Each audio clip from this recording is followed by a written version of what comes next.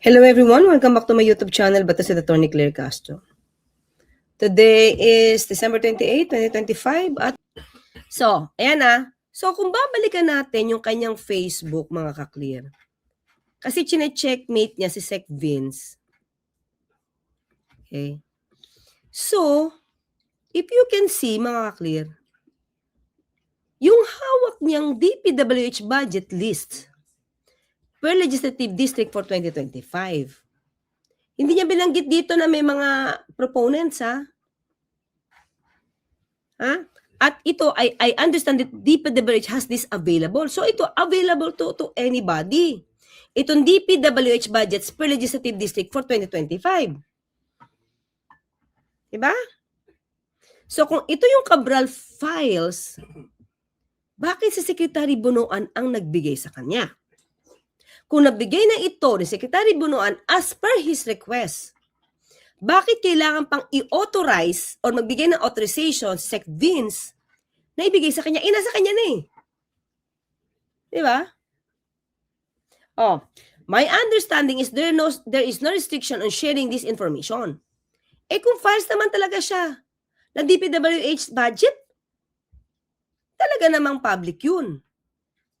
And it is consistent with the trust of DPWH to make this publicly available. Kung makukuha.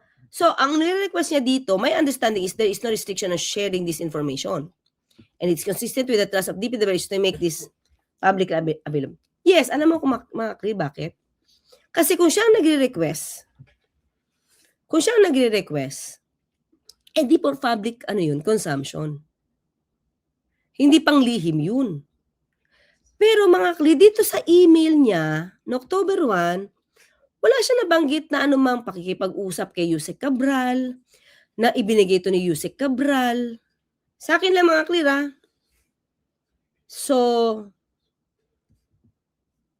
nabigay ito sa kanya, ito naka-attach dito, as early as, I don't know kung anong kailan pa ito nabigay. Pero kung sekretary pa si Bunuan siguro. Di ba? So, ito mga ka-clear ang binigay sa kanya, as per day something. Di ba?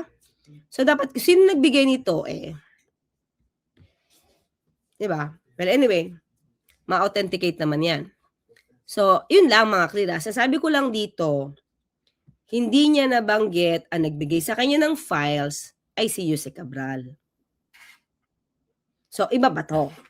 Kung magkaiba to, di most probably iba yung kwento dito. Iba yung kay Yusek Cabral, iba yung dokumento binigay ni Secretary Bunuan. Pero yung ginamit niyang example At itong example na ito, ang chine-checkmate niya si Sec Vince. Diba? Now, balik, ito naman.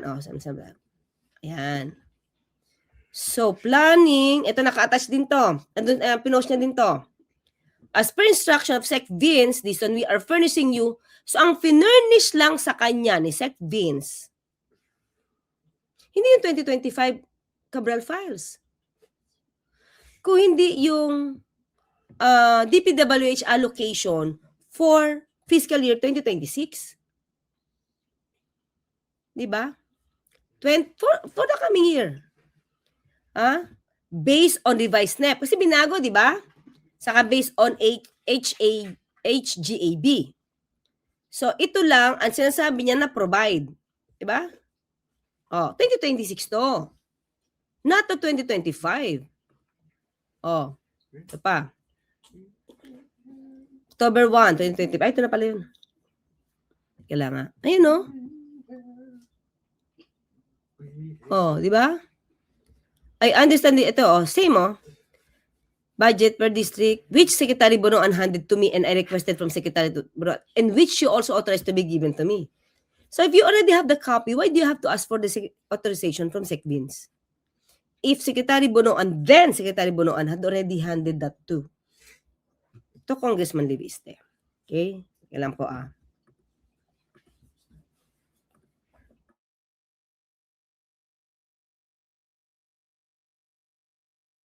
Kaya nga, so paano yung sinasabi niyang checkmate dito na balikan natin yung news. So medyo naguguluhan lang ako doon mga kaklira. May conflict ba doon, Attach, ayan Attached is my October 1 email. Kita ba? Yan. October 1 email confirming fiscal year 2025 DPWH budget.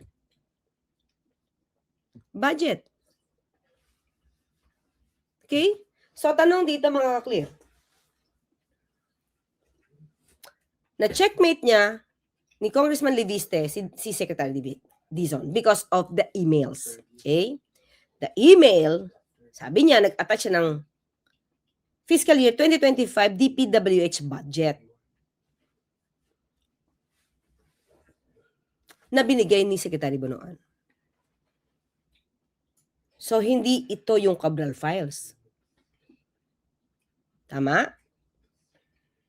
So, kung hindi ito ang Cabral files, na si Secretary Bonoan ang nagbigay sa kanya, so ito, official record. Malamang. Kasi budget ito ng DPWH na may mga allocation sa bawat district. Which is normal yun sa DPWH para alam nila yung saan i-allocate yung itong halaga, anong project dito, anong project doon. So, wala naman masyadong controversial doon sa October 1, 2025, referring about the proponents, na dapat katakutan niya yung buhay niya dahil ayaw ipalabas ng iba. Kung ito ay nabigay sa iyo, Secretary Bonoan, sabi niya, so there's nothing to be worried about. Kasi sabi niya, this will be made public and made available. So, paano magkakaroon ng checkmate? Paano magkakaroon dito ng pag-checkmate? Kung ang nire-refer naman niya ay fiscal year 2025 DPWH budget na binigay ni Secretary Bonoan. Hindi yung controversial na Cabral files. So, yun lang yung gusto kong take upin dito mga ka-clear. Kasi ang binigay naman ni Secretary, pabalik sa news okay, dito tayo sa news. Ang binigay naman, ito, so, ayan. Sumagot naman si Sec Vince because of transparency. Upon instruction of the DPWH Secretary Vivencio Dizon, we are transmitting herewith the summary of the proposed fiscal year 2026 DPWH Infrastructure Program per District Engineering Office, Legislative District. So ito ay mga official documents na parte based on the revised NEP.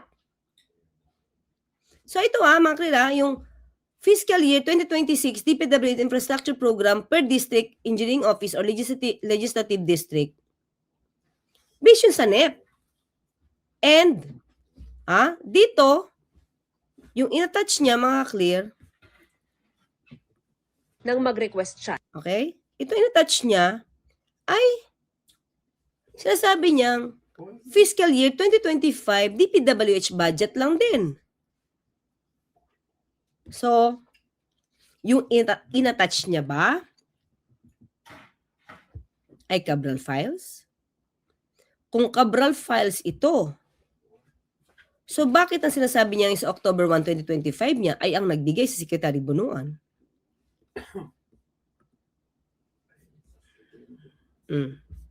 Sige nga mga clear, kayo nga, paki-explain nyo nga sa akin kasi medyo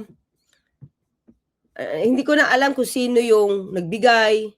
Kasi never niya na-mention yung pangalan ni Yusek Cabral sa October 1, 2025. Diba mga clear? Addictus Rex. Nga, pahid, cover up ang endgame niya. Shiro, I asked someone if ombudsman is in the US. Hindi raw umalis. Mali, nabasa ko. Okay, teka lang. Wow, mali. Ang tama, nakakatuwa. Ang mga mali, nakakatawa. Mojojo. Parang si Kong Miao Barsaga lang, si Kong Libiste. Parang Gen Z. Nagmamagaling, pero kulang naman sila sa nalalaman. Ang gulo sa department namin. Wait lang. Dito sa Saudi, mga PC may password at certain files. kung may mag-request ng kopya sa head department, mag-email for approval. Pag ganyan na files, hindi authenticate, basura. Yun na nga eh. Okay? Hindi, gusto ko lang malaman kasi mga ka-clear. Ginamit niya to. So, nung nakita ko yung dokumento, teka lang, sabi ko, ano ba dokumento? Are we talking about the same document when we say fiscal year 2025 DPWH budget lists and the Cabral files? If they are one and the same, how come it was handed to him by by Secretary Bunuan? He never mentioned doon sa email niya na they had a discussion with Jose Cabral and it was Jose Cabral who gave it to him. This one hindi eh. Si Secretary Bunuan. So, doon lang ako medyo nag-iisip lang ako.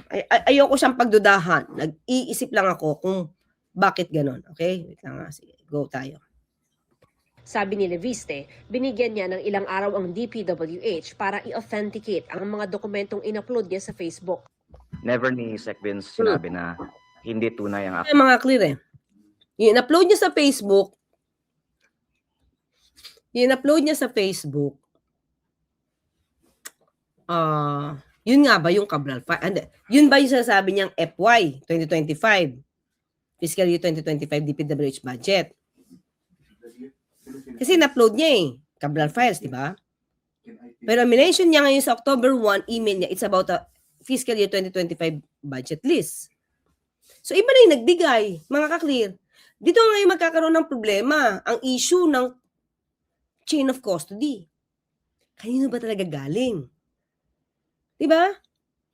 Ang sabi naman ng Sec Vince, mga clear, wala akong personal knowledge dyan ha. Kaya mukhang na-feed na naman mukhang iba ang na-feed kaya Kong Leviste. Natanong na naman tayo dito kung kailangan ba imbestigahan, kung kanino galing. Kasi sinabi ni Secretary Vince na napilit daw or pinilit daw yung staff. Kaya ginamit pa yung computer ng staff gamit yung USB niya. Parang something to that effect, di ba? Sa ako, wala akong personal knowledge doon. Kaya natanong tayo kanina. Pero, since tinanong sa kanya to, mukhang sa akin na naman siya ng nagalit. Di ba? Oh, sige, pakinggan natin. Yung mga dokumento. Ang sinabi lang niya, hindi pa niya napatunayan. Hindi pa na-authenticate. Opo, okay. Kasi baka nasa abroad siya. Sinabi sa akin ni Sec Vince nung... Hindi, kasi sinabi niya before na na-authenticate na to or na-approve na ito. Kaya sabi niya sa nung isang araw, you declare you will make a fool of yourself dahil marami na nagpatunay nito sa marami na nag-approve nito si Sec Vince at mga tao sa DPWH. 'Di ba? Ang nag-approve. Kaya nga ibig ko sabihin, kung marami naman tao na nag-approve niyan, kung totoo at marami naman tao nakakaalam niyan, anong kinakatakot niyang ilabas? Kalat pala. Nothing to hide. There's no secret on that. Kung totoo yan. Di ba? There's no secret about such document. Kasi, in-authenticate na daw ni Sec Vince, yung ibang mga tao sa DPWH. So, bakit may magsasabi pa sa kanya na wag mong i-release? Please, wag mong i-release. And then, he cried. Diba? Wag i-release. So, teka lang. Diba, ang matatakot ka mga ka-clear na wag i-release kung ikaw lang nakakaalam. At least dalawa kayo. Sa'yo ibinigay. Tapos wag mong i-release. Pero kung marami kayo nakakaalam, parang hindi naman kayo nakakatakot yun, di ba? Kasi ang dami nyo naman nakakaalam. Okay? So, ito pa. Sige, tuloy tayo. September na isa sa publiko niya ito. Sinusubukan namin kunan ng pahayag si Dizon. Sa publiko niya. Kasi baka nasa abroad siya. Sinabi sa akin ni Sec Vince noong September na isa sa publiko niya ito. September, wait tingnan natin ulit yung letter niya. Wait lang. Ano bang timeline to? Balikan natin nasa may pa sa publiko niya. Sa publiko niya. Ito, mga clear. Ito yung mga clear. Ang isa sa publiko niya, ayan, noong September, mga klip, pakita natin. Baka nagkakalituhan tayo sa year. Nagre-request siya for the 2026 National Expenditure Project as was committed to be sent at the DPWH budget hearing. So yung 2026 proposed budget, ang isa sa publiko, based dito sa kanyang email, isa sa publiko, itong 2026, resubmitted NEP, NEP restored, and NEP total. Diba? Kaya nga, ang sabi dito, mga clear, ayan ibinibigyan siya, ito yung in-approve ni Sec Vince, yung summary of the proposed fiscal year 2026 DPWH Infrastructure Program. He's not talking about 2025. Cabral files. Diba? Sige, tuloy tayo. Nasaan yan? Okay, tuloy tayo. Tuloy.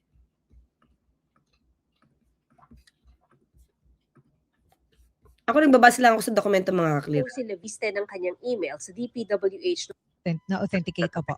Yan. Ang aking mga Yan. kanya, Hindi po napatunayan. na-authenticate, opo. Okay. Kasi baka nasa abroad siya. Sinabi sa akin ni Sec Vince noong September na isa sa publiko niya ito. Sinusubukan namin kunan ng pahayag si Dizon. Ano yung isa sa publiko? Kasi ang pinag-usapan nila noong September, as promised is yung 2026 budget proposed. Diba? Baka nagkakalabo-labo yung kwento. So, dapat clear yon. Kasi doon sa October 1 email niya, is talking about the scheduled hearing na September at nire-request niya yung 2026 proposed budget. At sinabi pa dito, sa request niya na, teka lang, maliit yan. Wait lang. Nakalagay dito, mga clear. Dito nga tayo.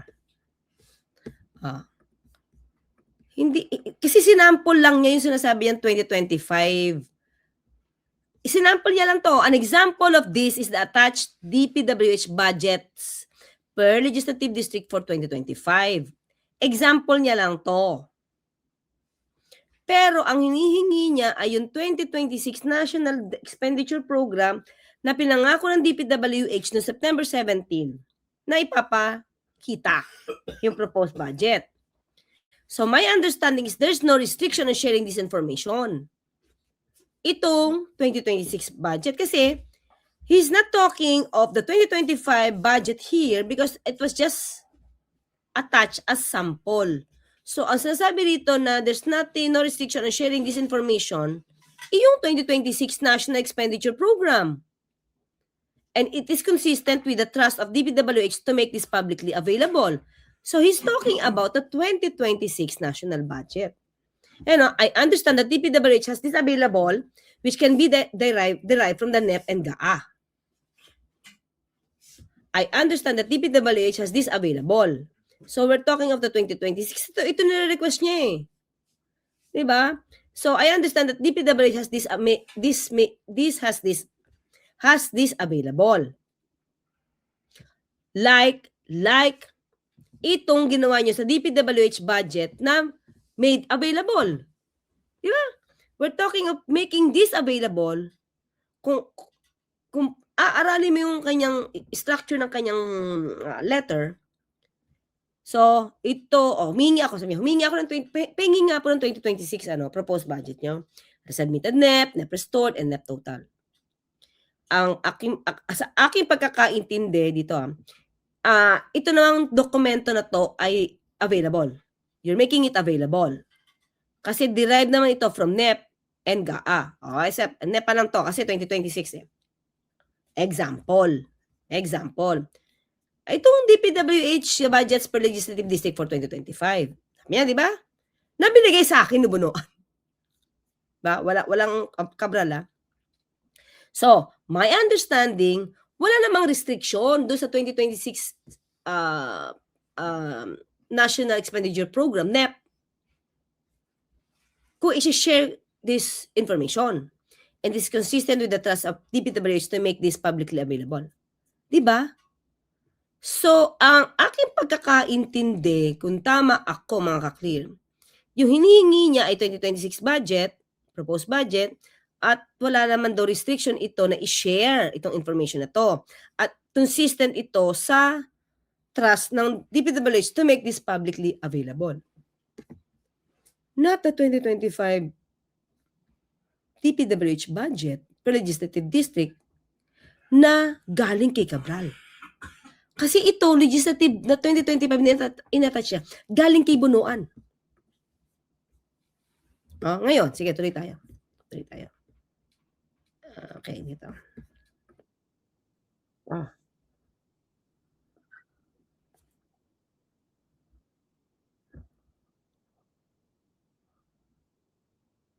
Bakit siya umiiyak? Kasi di ba ano naman to? Sabi niya, ito, sige na nga, tuloy tayo. Huwag na tayo dun sa, saan na yun? Ay, bakit? Hindi ko pala napakita. Sorry, hindi ko na share. Wait. Umiiyak na kasi siya eh. Wait ba't siya umiiyak? DPWH. Mhm. Gusto kasi ng public malaman kung saan nagastos yung 3.5 trillion pesos sa DPWH. Mhm. At ang kakalungkot din na imbes na ilabas, mukhang pinagtatakpan pa. Kasi mga ka-clear, wala naman pagtatakip dito. Ikaw yung una na naglabas. Tapos, sinabi mo to sa email mo, yung nakuha mong dokumento, binigay sa'yo ni Secretary Bunuan. Diba? So ano na yung Cabral files na sinasabi mong binigay ni Yusek Cabral? Diba medyo... Hi, Attorney Claire, parang si Kong Miao. Ha?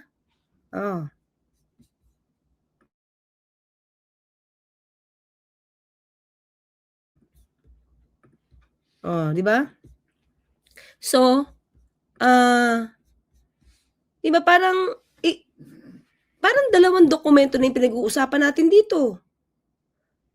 Yung nilabas, yung sinasabi mong Cabral files, at yung dokumentong binigay ni Bunuan. Which is which? Di ba? Paano nga ma-authenticate to? Hindi naman sa ayaw ilabas. Di ba? Ang problema is, dapat inuna mong ilabas yan para makita ng DPWH nung buhay pa si Yusek Cabral. Kung totoo yun. Yun lang, alam mo, may mga lawyers dito ha, pakita ko, sino bang lawyer yun? Si attorney for a while, mga clear.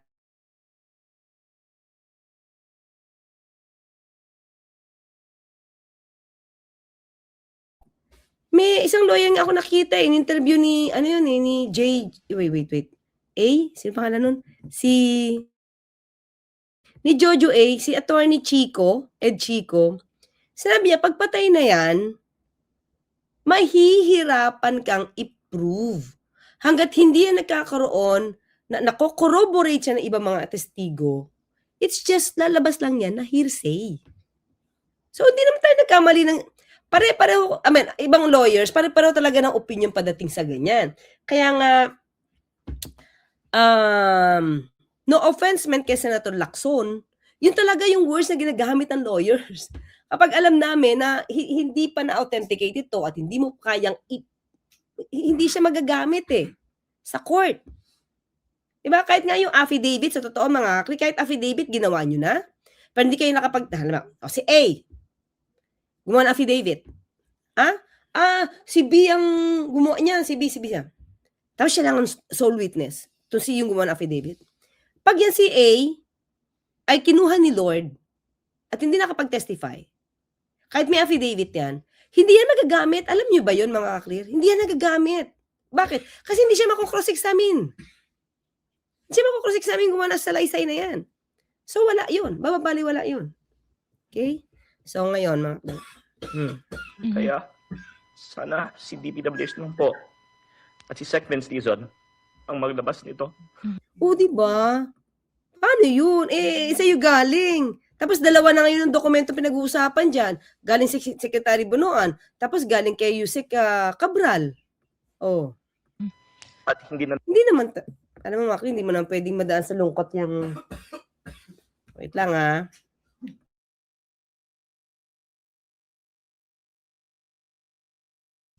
Hindi naman nadadaan sa lungkot or sa pag-iyak yung pagsabi mo na i-authenticate. Kasi depende yan sa dokumento, mga ka-clear. Diba? Kung yan naman talaga ay nandiyan, madali naman yan ma-authenticate. Diba? Madali naman yan ma-authenticate. Hindi naman natin, may sinabi ditong news, nireject ko daw yung mga ka-clear.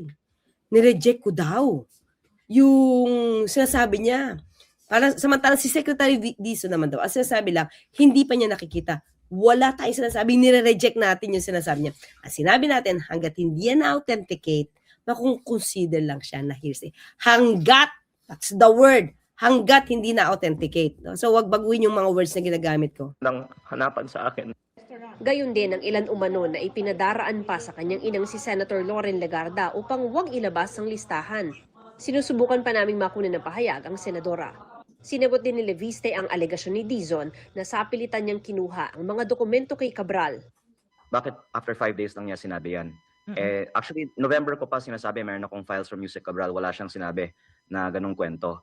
Pero mga clear, parang may lumabas na to di ba? Sa post. Sabi ni Palace Press Officer Yusek Ito na naman tayo. Sa akin na naman sa akin na naman to. Claire Castro, dapat imbestigahan kung Kasi mga clear, yun ang tanong. Dapat po ba ito imbestigahan? Sabi ko, siguro dapat talaga imbestigahan. Kasi kung talaga saan ang galing. Yun yung sagot ko. Kasi yun yung tanong. Alam nga naman sabihin ko, ito po, sabi po ni Secretary Dizon, dapat po ba ito imbestigahan? Ano sabihin ko? Wag imbestigahan. It's natural. Kung may issue, di ba? Lalo na si Sec Vinsec sabi at mga tao doon, okay lang imbestigahan. paano nakuha ang Cabral files. Lumalabas kung sa staff nang galing, mukhang hindi galing kay Yusek Cabral. Ito may tatlo na palang version. Galing daw sa staff, isa galing kay Yusek Cabral, ngayon galing kay Secretary Bonoan.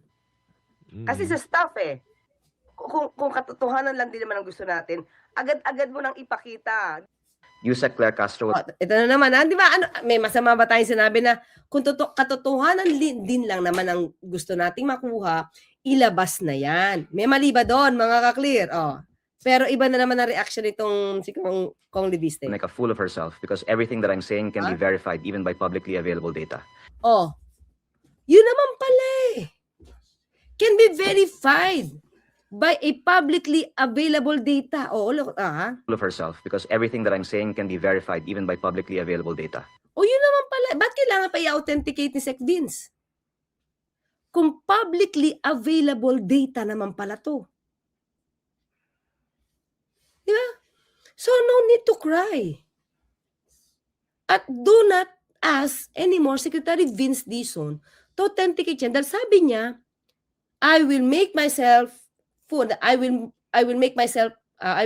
of myself because all those that he was saying is already publicly available data. So, there's no need for authentication. Ba't pa niya hiningi i-authenticate? Kailan tatlong version na to, mga tatlo ng version. Galing sa staff, di umano, galing kay Yusek Cabral, at galing kay Sec Bonoan. Paano niya yung mapapatotohanan? Iisang dokumento lang ba yung pinag-uusapan niya? Ang sinasabi niya, iisang dokumento lang ba? Iisang dokumento pero tatlo ang nagbigay? Di ba? So, tingnan mo mga clearan, hindi ko kaya sabi niya, Ako, syempre sabi ko, kung totohanan lang din ang gusto, di labas na. Yusek Claire Castro will make a fool of herself because everything that I'm saying can be verified even by publicly available data. Can be verified by publicly available data naman pala So, bakit? Una, kung publicly available data na yung sinasabi mo, bakit kailangan na may makiusap sa'yo na wag mong i-release?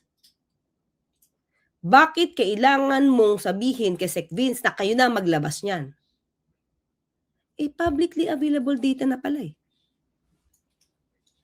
Diba? Kung publicly available data na pala, so wala ka na rin kailangang i-release. Kasi kita na pala ng lahat ng tao eh. So ano pang nakakatakot dun? Diba? Wala akong makita nakakatakot dun kung publicly available na pala yan. Diba? Ang nakikipaglaban ng kanyang usap ng una ay tila ganap, ngunit dumating ang kanyang kapwa at sinisiyasat siya. Eseng Mariano. Diba? Yun lang kung papansinin mo lahat yung mga sinasabi niya, aaralin mo. Kayo, checkin nyo kung may conflicting statements ba siya. Diba? Ano daw? Attorney Claire, sabi Narsagbayan. Attorney Claire, sikat ka sa mga didilis, trigger sila sa mga facts na sinasabi mo na wala silang ibang naratibo kundi character assassination. Ganun ba? Ganun. Narsagbayan. May attorney Mia ngayon, may congressman tahol at napansin kasi papasikat, gusto niya hero, dapat aktor na lang siya, hindi congressman. Sabi ni Imelda Bustarde. Kaya di pa ma-release ni Viste, nire-retoke pa. Hindi, di ba? Kayo na binigay ko lang sa inyo nilay down ko lang sa inyo yung mga nakikita ko. And it's up to you to assess. Di ba? So sabi niya, 'di ba, parang I will make a fool out of myself. No, I will make a fool of myself. Kasi lahat ng sinasabi niya ay ma-verify through a publicly available data. So, wala nang dapat issue. 'Di ba? Nakalabas na pala eh. So ano pa 'tong pinag-uusapan natin dito? Nakalabas na pala lahat. 'Di ba? Nakalabas pala yung Cabral files, DPWH budget. So nothing to worry, nothing to be sad. Diba? No need to cry. Wag nang iyak kasi publicly available data na pala to eh. Okay, mga ka-clean. Maraming insertions mga ka-clean, may papakita ko yung pang-fourth natin nabuhay yata yung ibang mga patay sa Cabral files na hawak niya. Well, anyway, hindi naman niya siguro kasalanan yan. Kaya, tingnan natin mga ka-clear pag-abogado na daw, may patay na nga daw. Tatikapin natin yan. Pag-abogado talaga, nagbusisi talaga lumilinaw yung mga malabo at pasikot-sikot na statements. Salute sa'yo. Salamat po kay Anatoly Motivated. Hindi, totoo naman. Sabi ko, ayoko ma-judge. Nilay down ko lang sa inyo yan for you to assess. Okay? So, yun lang mga clear. Meron pa po tayong topic. Naku, 4 po tayo. Pang-una pa lang to. Maraming salamat. Thank you po kay Braveheart, Attorney. Base sa mga interviews ni Lacson at Leviste, parang parehas hawak nila. Kung parehas, ba't di nilabas lahat ni Lacson ng buong Cabral files? Yun ang himutok ni Leviste na ba't daw tinatago. Kanina ba siya nagtatampo? Kay Secretary, hindi nga, magtutulungan nga sila Mag-uusap sila next year Okay? So, it's up to them to investigate. Wala namang problema yan, di ba? Wala namang problema sa Pangulo yan. Basta sapat lang wala lang gamutan ng mga dokumento. Ibig sabihin, kung ano yung talagang files na nakita nyo, di iimbestigahan nyo. No problem with that. Dapat lang may pagsimulan at may pagbasihan yung pag-iimbestiga. Di ba? Okay, mga kakli, salamat. See you in a while. Bye-bye!